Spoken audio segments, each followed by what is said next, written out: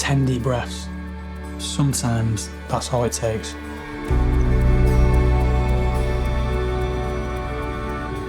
Up until I was 21, I really didn't understand what depression was. I don't even think it's understanding of what it was. I just maybe didn't take it seriously when people would mention it, and it didn't make sense to me. Just like everyone in life, I just had a series of events that unfortunately happened within the space of 3 months.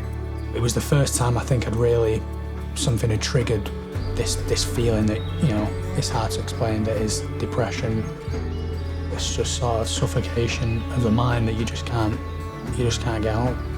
You would think it would be easy to do in your mind, but I think for most of us you can't just stop, and that's the hardest thing. I initially went through the NHS. Even that initially finding help led me to go, right, I think I would maybe suit having a therapist. And the therapy itself, I think, it definitely helped me with a lot of stuff. Just talking to someone is just going to help a great deal, no matter how you feel. If you've got that power and that willingness to just sort of be open and speak to someone, I think it just does the world of good. As I've got older, I've tried so many different things.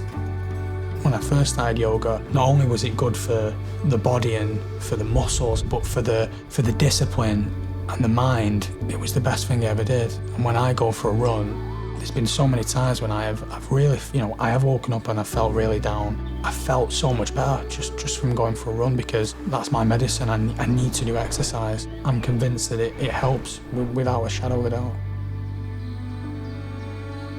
I decided to write a short film about a male that's struggling with mental health. I also played the lead character in it. It's now being used in colleges, it's being used as part of an NHS programme. So the fact that it's being shown to young people, and I want it to be this educational tool for someone to maybe go, oh, that's how I feel, I'm gonna get help.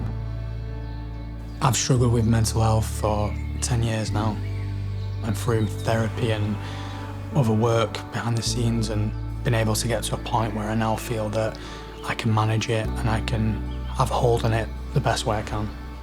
This is never gonna go away, unfortunately, but there's ways of dealing with it the best way you can, and for me, therapy definitely has helped that.